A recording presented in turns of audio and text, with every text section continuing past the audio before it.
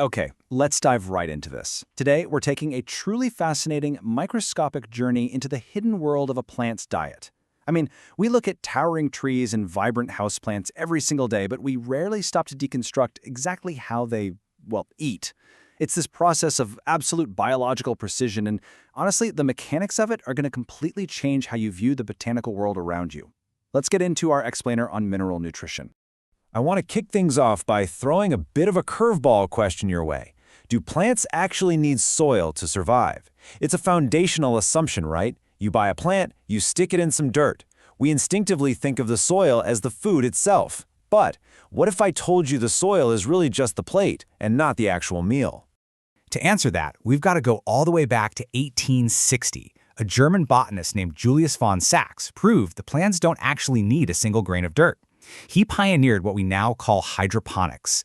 Basically, by immersing plant roots in a precisely defined, perfectly aerated solution of dissolved minerals and purified water, plants can grow entirely to maturity.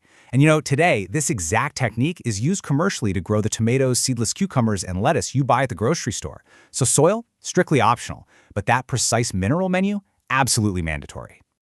Here's our roadmap for today. We're covering growing without soil, moving on to the essential plant menu, looking at when diets go wrong, then absorbing the nutrients, and finally ending with the nitrogen puzzle. All right, Section 2, the essential plant menu, sorting the vital from the accidental. Consider the number 17. You see, a plant root is essentially a giant sponge. Over 60 different elements have been found inside plants. Some soak up selenium, some absorb gold, and get this, plants near nuclear test sites will even absorb radioactive strontium. But just because a plant absorbs something doesn't mean it actually needs it. Out of all the elements in the world, only exactly 17 are considered true VIPs, absolutely essential elements for a plant's survival. So how does an element make it into that elite club of 17?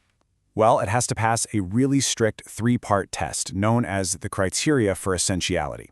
First up, without it, the plant literally cannot complete its life cycle or set seeds. Second, it has to be irreplaceable. You can't just swap one element out for a similar one to magically cure a deficiency. And third, it must be directly involved in the plant's actual metabolism. Once an element makes the cut, we split those 17 into two distinct categories based entirely on quantity. First, we have the macronutrients. Think of these as the bulk, carbs, and proteins a human needs to survive. Things like carbon, nitrogen, potassium, and calcium. The plant needs these in relatively massive amounts. Then we have the micronutrients. Think of these as your essential daily trace vitamins. Elements like iron, zinc, boron, and copper. They are needed in minute, literally microscopic amounts, but they are absolutely 100% just as critical to the plant's survival as the macros. Section 3. When diets go wrong, malnutrition and overdosing in the botanical world. This perfectly illustrates one of the most fascinating survival mechanisms in nature. When a plant is starving, the physical location of its symptoms acts like a massive diagnostic clue. If a plant is lacking a mobile element like nitrogen or magnesium, it will ruthlessly cannibalize its older leaves, breaking down their biomolecules to send those nutrients up to protect the young, new growth. So the older leaves die first. But if the missing element is structurally immobile, like calcium or sulfur, it's totally locked in place. The plant just can't move it. So in that case, the brand new, young leaves show the deficiency symptoms first. Now, when you're playing plant doctor, the physical signs of malnutrition are highly distinct. You've got chlorosis, which is the loss of chlorophyll that turns leaves yellow. You have necrosis, which is the literal death of the plant tissue. And stunted growth, driven by the inhibition of cell division. But here's the catch. The exact same visual symptom can be triggered by a deficiency of several completely different elements. Because of this, botanists have to study the symptoms across the entire plant and cross-reference them to figure out exactly what's missing from the menu. It's like a giant puzzle. And it's not always about starvation either. Sometimes the issue is an overdose. This quote really hits the nail on the head. What appears as symptoms of manganese toxicity may actually be the deficiency symptoms of iron, magnesium, and calcium. Micronutrients have this incredibly narrow window of optimum concentration. Give a plant too much manganese and it becomes toxic. But it's super deceptive. That excess manganese maliciously competes with iron and magnesium, and it blocks calcium from moving around. So you might think you're looking at manganese poisoning, but actually, scratch that, you're looking at a plant suffocating from a lack of iron, magnesium, and calcium. Section 4. Absorbing the nutrients. How the food gets inside the plant. The whole mechanism of absorption is split into two main phases. First is the apoplast pathway. This is a rapid, passive movement of ions into the outer space of the cells. Think of it like a fast, free highway where ions just zip right through transmembrane channels without costing the plant a thing. Contrast that with the symplast pathway, which is the entry into the inner space of the cell. This one is like a slow, toll-gated local road.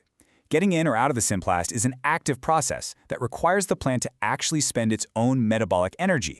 Section 5. The nitrogen puzzle. Pulling off the ultimate biological heist.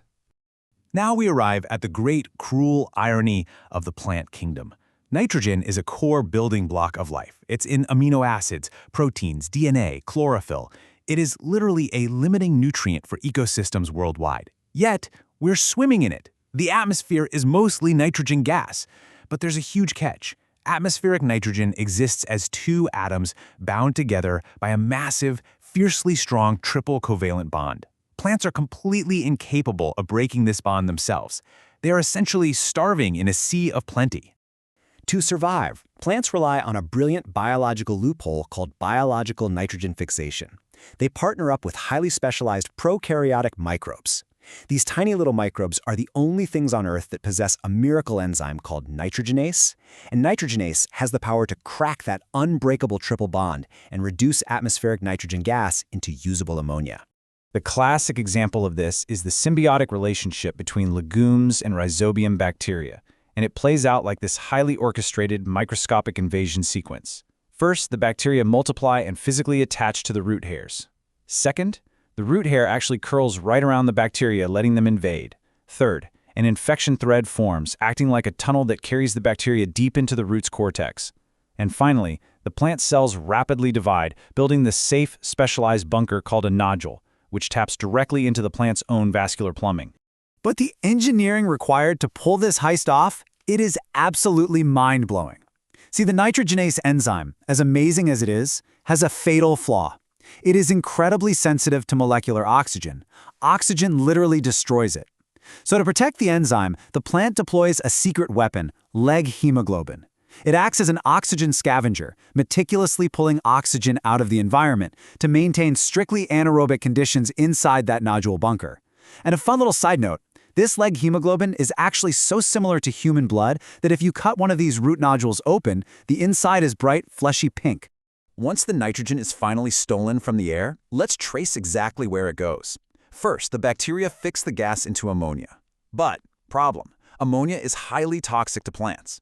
So instantly, at physiological pH, it undergoes protonation to become a slightly safer ammonium ion. From there, through a process called reductive emanation, it reacts with acids to form safe glutamic acid.